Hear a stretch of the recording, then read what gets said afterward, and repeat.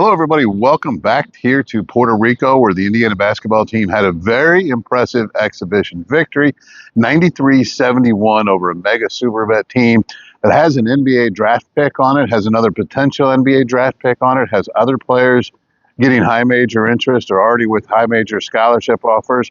And the thing that makes it really interesting is not only did Indiana win by 20 plus, they were down by 24 points, made a major comeback. The run at one point in the game was 70-19. That's right, 70-19 in a basketball game. I don't know if I recall seeing a 51-point swing like that during the course of a game, but Indiana made it happen tonight.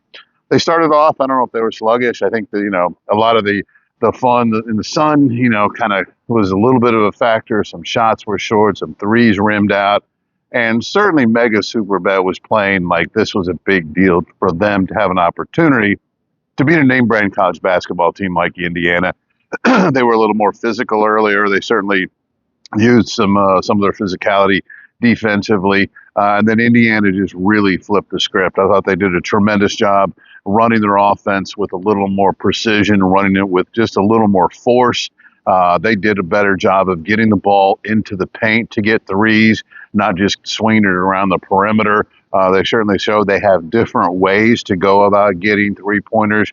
Tucker DeVries hit some big shots. Lamar Wilkerson hit some big shots. Sam Alexis had some really nice moments on the interior. Trent Sisley hit a big corner three on just a fantastic pass. There were a number of guys who played well, but it was a big comeback. And I think for me, Trevor, I think one of the biggest takeaways is that, yes, we're keeping in mind this is August and these games don't count.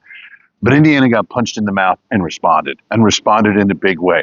And not only did they end up winning by 20 plus, but I just thought the response was a really big thing for a new group. And Darren DeVries even made the mention that, you don't know how they're going to respond. They haven't got punched in the mouth yet. They smoked basically a D3 level type team the other night. Now you're playing somebody clearly better. You get down 20. Okay, what are you going to do? They actually showed some fight. And I think that was the one big sign from tonight. If I'm curious what you look at from this game, what do you take away? Yeah, early on, like you said, I thought it was Mega Superbet being more physical that led to the 20-point advantage, 23-point advantage early in the first half. I thought their ability to push Indiana off of screens, that took away Tucker DeVries, took away Lamar Wilkerson. And as Darren DeVries said afterwards, they haven't put all their stuff in offensively, so they don't have any counter to that stuff right now. But I thought it was really the physicality of Mega Superbet that really set the tone early and got them out to that large lead because they were super physical. 1 through 5 were not afraid of contact. They were, pushing, shoving, getting guys wrapped up, basically. And I thought that led to some chippiness from Indiana, which led to the comeback. It kind of sparked their competitive edge, and it went down the line. Each guy kind of got more and more into it, more and more physical, and we saw that in the second half where Mega Superbet in the second half was not pushing Indiana off the screens. No. Now, I think part of that was IU started to get downhill more off the dribble, started to back cut more. It took away some of that pressure. But yeah, overall, really impressive. 51-point turnaround in any setting against any opponent is impressive. And right. Mega Superbet is a good team, a high major level team. And Indiana was able to do that. I thought that was impressive, even though it's Puerto Rico, it's exhibition season. I think it was the first time Mega Superbet had been together as that group. Right. So, tons of variables.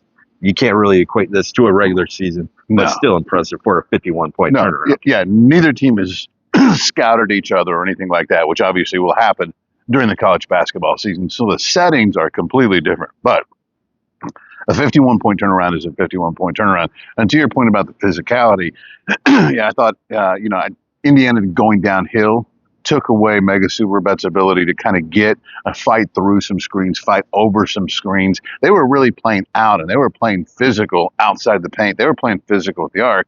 All of a sudden, Tate Conaway starts driving, Lamar starts driving. Tucker DeVries had a couple takes, so they can't kind of like play physical that far out because they're just getting beat. But one of the things that was really interesting, even though Indiana's driving the ball, they're getting the ball to paint, they're still looking for threes. I mean, they are looking for threes. And that is something we saw from Trevor's shot chart, which I think everybody's seen. If you haven't, go look at that. That was the most instructive thing from the Indiana's first exhibition game. But in this game, they had times where you're driving, the Trent Sisley three, a teammate gets a drive to the paint. A lot of times you're going to try to score that. He sees Sisley wide open. It's the flip back for the three.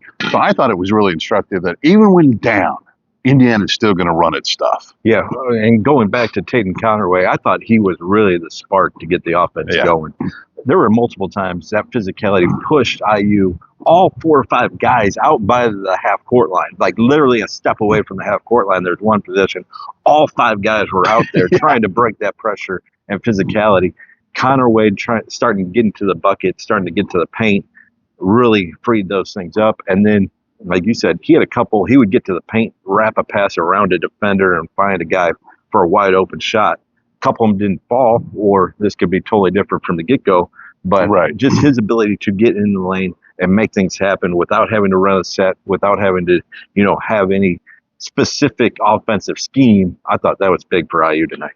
Very big, especially when you consider very little, the offense is truly installed. It's been introduced. There's some things that they can run okay right now, but there's nothing they run great right now. They've only had 10 practices. It's only August. So they had a 51-point comeback during a time when I don't know how much the offense has been installed, but we're talking somewhere around 15%, okay? And none of it they run at an incredibly high level yet because it's still the summertime. A lot of the concepts they kind of understand, they're kind of running, pretty well at speed. But there's not a ton of sophisticated stuff in right now. It's sort of IU doing what it does and trying to do it very well and doing it consistently. And the fact that they continue to hunt threes, continue to take threes, and like you said, a couple of those threes go down in the first half. This probably a different game. They didn't. So IU got down 24, had to make a comeback, did, 51-point turnaround. I was going to say, Lamar Wilkerson starting to hit those shots in the second half also helped IU, erase the deficit and get going.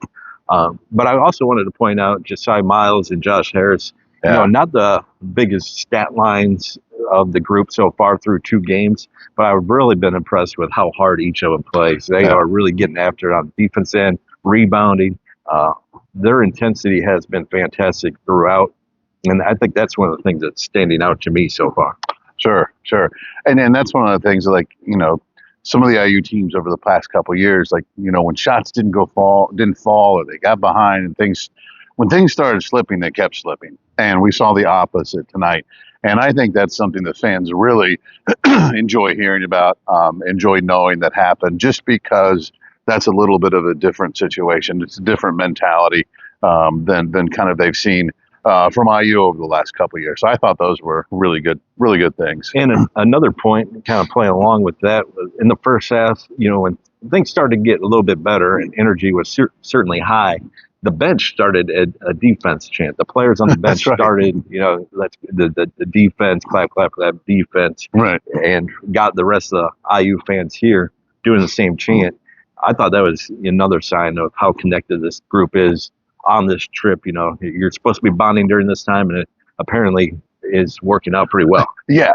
It's the whole idea of these things, primarily team bonding. Well, team bonding happening in a basketball game, probably the ideal. So that was really good. A lot more coming up on Peegs.com, but that'll wrap it up for us here at the arena. Indiana has another game on Sunday, also against Mega Superbet, 11 a.m. Peegs.com. We'll be here to cover it all as well on Monday. But again, Indiana 2-0 so far on their 3-game exhibition tour here in Puerto Rico.